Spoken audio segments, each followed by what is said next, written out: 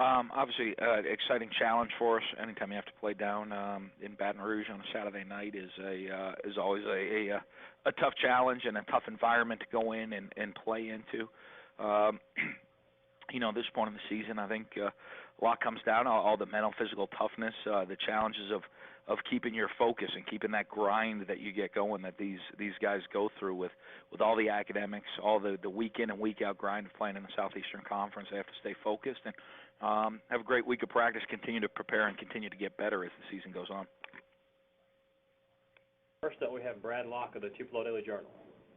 Morning, Dan. Morning. Looking at LSU's running backs, I think that's 4 or 5 different guys they throw at you. And they're different styles. How does that kind of challenge you in your game planning for those guys? They all run the same plays. So what you have to do is but each one of them runs it a little bit differently. So you just got to make sure you fit. If you're constantly fitting the run the right way, you're going to be successful. If you get out of a gap, they have guys that can hit the home run. You get out of a gap a little bit, they have guys that can power and knock you back. So you constantly just have to fit the right way on defense. Spoken with Bernardrick last night, and he said the one guy that really stood out to him was the fullback, Copeland.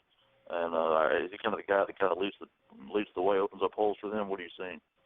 He's just got so much size. A massive size guy. So, with that, he does kind of like an extra offensive lineman in the backfield. And, but you watch him, he does make some athletic plays when they throw him the ball every once in a while as well. Thanks.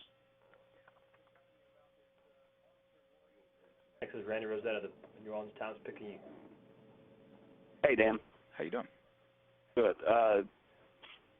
Whatever gap there was between you and LSU when you got there, the last few years it seems to have closed quite a bit with the 2 very tough competitive games. What do you see what has closed that gap when you've played when you've played LSU these last 2 years? No, I think our kids just go play hard, and they take this on as a big challenge. But we still haven't closed the gap where I want. We still haven't come up with a win. So we still have to take that next step to finally push us over the top to get a win against LSU. But I think in this league, we obviously everybody knows LSU has loaded with talent from top to bottom, but we have some pretty good talent here, and our kids play hard. And when you play hard, you're going to have the opportunity to win games and be in a position to. And we've done that over the last couple of years, even though we haven't come out on top. I don't know if this is giving away trade secrets, but when you came over from Florida and took over at Mississippi State, was LSU one of the teams that when you started recruiting guys and getting them in campus, saying this is what we want to shoot for, we want to be in this stratosphere here? Well, you know what, I do think that, one thing they do a fantastic job that we try to do here is they keep the top talent from the state of Louisiana at home to play for them. And, I think that's a big part of a benchmark of how you set your program. And we try to do the same here in Mississippi. I know, you're going to have a bunch of guys on your team from out of state, and you got to go nationally recruit some guys, but you want to make sure your local players stay at home. And that's one thing I did take from them, is that we want to be similar in that way, that we keep the top players in Mississippi right here playing for us. Thanks. This is Brendan Marcello of the Jackson Clarion Ledger. Hey, Dan. What's going on? I was wondering, Cam Lawrence has had a pretty good few games here, and we talk a lot about getting pressure on the quarterback, but, how important could he be in trying to maybe do some things differently to be able to get that pressure in the backfield?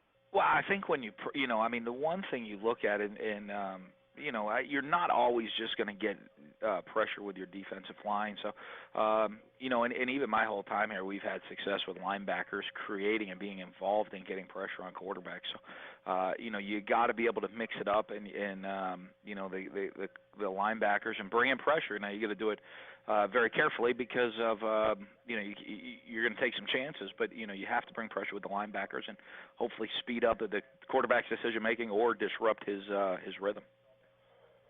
And with the running backs, the last couple of weeks, Nick Griffin's had a couple of good runs, right up the gut, running north and south. Maybe we see him a little bit more involved this week in a game like this where running the football is so important. I do. I think, one thing that Nick's done for us is he's playing like we kind of expected him to play. I think I think he's got some confidence, he's got some explosion, but he's dropping his pads, he's running the ball hard, and running north and south, running the ball hard, and that to me is what we expected out of him. When you got a guy that's, I think he's 220, that's what we were waiting to come out, and I think he's got his confidence back, and he's playing at full speed. Next is Don Cowser of the Birmingham News.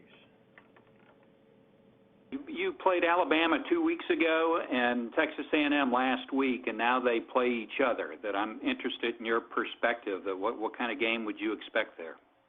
Oh, I mean, an excellent football game. They're two very, very good teams. They go about things very differently, but they both play hard, and so I expect it to be a pretty good game. Thank you. Next is Mike Herndon of AL.com. Morning, Dan. Morning. Hey, Zach Mettenberger played what was probably his best game of the year last week against Alabama. Do you see anything that he's done differently? Is this just part of his progression as a quarterback, or what did you see that led to that breakout? Well, I mean, in watching Zach all the way back to the high school days, he was a very talented passer with a big arm, and I think what you're seeing out of him now is he's getting comfortable within the offensive system. He's getting comfortable with the speed of the game and being back out there playing in the Southeastern Conference, and you saw him get hot last week, and when you take a talented guy and he gets hot, you better watch out, and he did that last week and made a lot of big plays for him.